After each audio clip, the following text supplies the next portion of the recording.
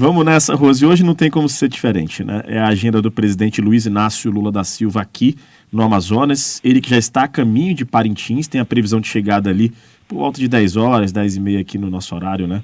E a gente vai acompanhar essa agenda que é de inauguração da conexão do Linhão, na cidade de Parintins e Itacoatiara, e também do relançamento do Luz para Todos, né, Rose?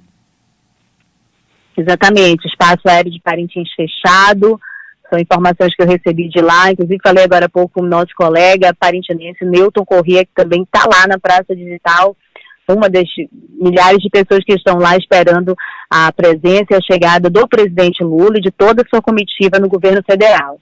Então a informação que eu tenho é que, além do espaço aéreo fechado, Rafael, a Marinha no porto de Parintins, uma movimentação evidentemente diferente, mas se justifica pela presença de um presidente da República, ainda mais no contexto de segurança que requer, desde o ano passado, presença e circulação do presidente Lula, em função ainda da continuidade dessa questão do ódio, uma ameaça muito recente essa semana em Santarém, um maluco fez uma ameaça em relação ao presidente Lula, então um reforço muito grande nessa questão da segurança, como não poderia deixar de ser diferente.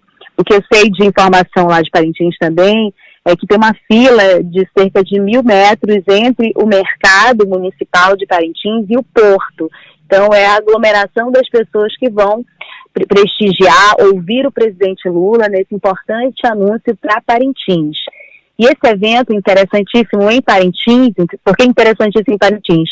É um município do interior do estado com uma agenda grandiosa do presidente da República, de um anúncio de serviços que são altamente necessários e chegam, inclusive, imagina a gente conviver até hoje com fornecimento irregular de energia elétrica no interior do Amazonas e viver as consequências que se vivem em relação a isso, né?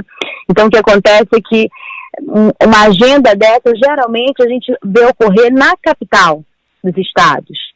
E agora acontece em Parintins. Era tudo que os parintinenses sonhavam, né, Rafael? Nessa grandeza de importância que tem os parintinenses no contexto dele, na pavulagem do parintinense. Isso que eu ia falar. Pavulagem, hein?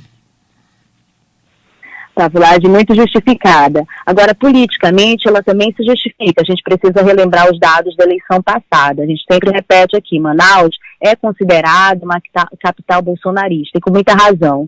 Deu 62% de votos no segundo turno para o presidente Bolsonaro, e se a gente circula em Manaus, a gente consegue perceber, em Manaus, nos nossos grupos de WhatsApp, na nossa família, a gente consegue perceber muito claramente a predileção pelo presidente Bolsonaro e ainda um ódio muito grande e algumas falas que são até distorcidas da realidade em relação ao governo PT, ao governo Lula. Isso é uma realidade. Imagina se politicamente quem organiza as agendas do presidente não percebe isso. No outro ponto, Parintins no segundo turno deu 82% de votos para o Lula.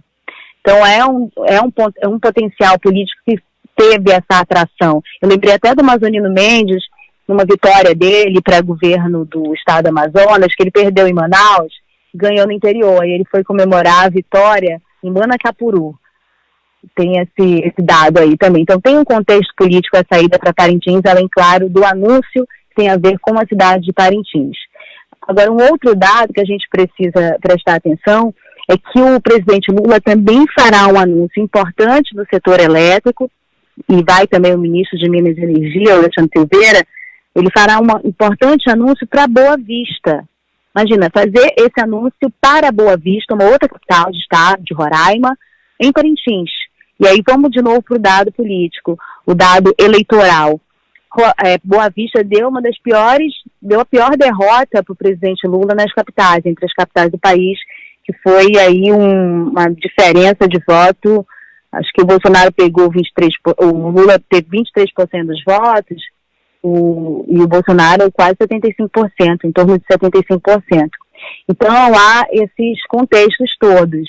É uma agenda que é para ser positiva, que ela tem um potencial de mobilização, de contato, de maior proximidade com esse eleitorado, e ela acontece numa cidade que tem uma predileção eleitoral pelo presidente Lula.